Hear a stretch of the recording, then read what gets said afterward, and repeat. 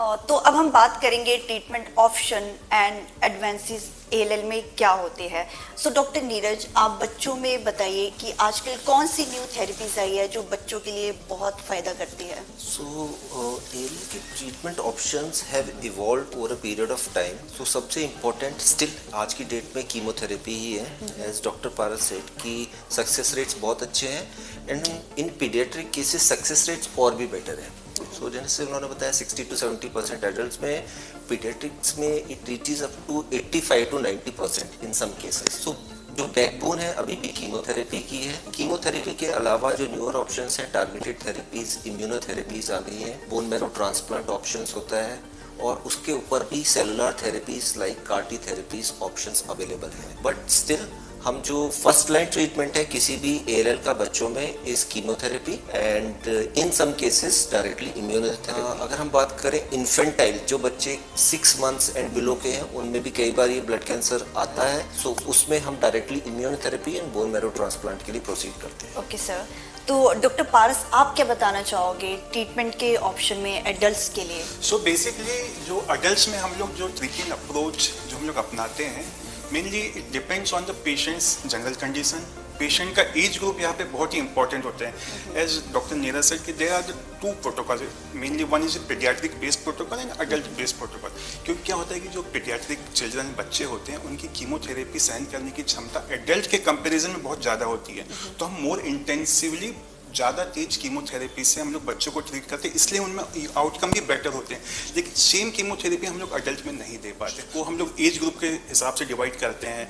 तो लाइक हम लोग basically up to the age of 39 and 40 year paediatric inspired protocols अपनाते हैं, जिसमें कि इस एज ग्रुप में पर्टिकुलरली आउटकम्स बेटर होते हैं as compared to the people who are more than the 40 years और ओल्डर। सो आज के टाइम पे जो ट्रीटमेंट है it is basically risk adapted tailor treatment. हम एक ही टाइप का ट्रीटमेंट सब लोगों को नहीं देते।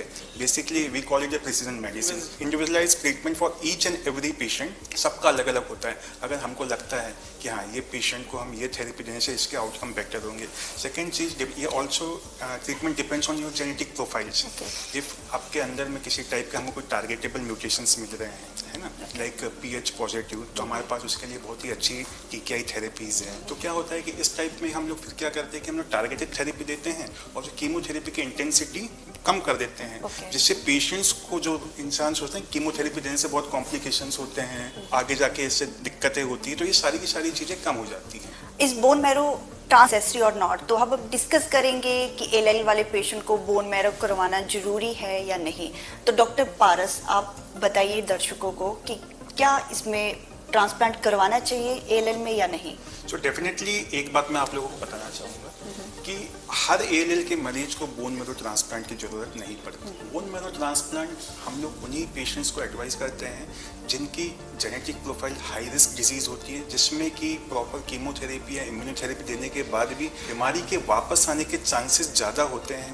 नंबर 1 उसमें हम लोग बोन मैरो ट्रांसप्लांट हम लोग एडवाइस करते हैं। नंबर 2 जिसमें पेशेंट को ऑलरेडी पूरा ट्रीटमेंट मिल चुका है, पूरा ट्रीटमेंट मिलने के बाद में पेशेंट की बीमारी वापस आती है, जिसे हम रिलैप्स कहते हैं, उस कंडीशन में हम लोग बोन मैरो ट्रांसप्लांट एडवाइस करते हैं। तो बेसिकली जो पेशेंट जो आपकी हाई रिस्क कैटेगरी से बिलोंग करते हैं, जो पेशेंट रिलैप्स हुए हैं आपके ट्रीटमेंट देने के बाद, इन पेशेंट में बोन मैरो ट्रांसप्लांट की जरूरत पड़ती है। Particularly ALL it is different from the other blood cancer. ALL में ट्रांसप्लांट आज के टाइम पे बोन मैरो ट्रांसप्लांट के इंडिकेशन पहले से काफ़ी कम हो गए हैं।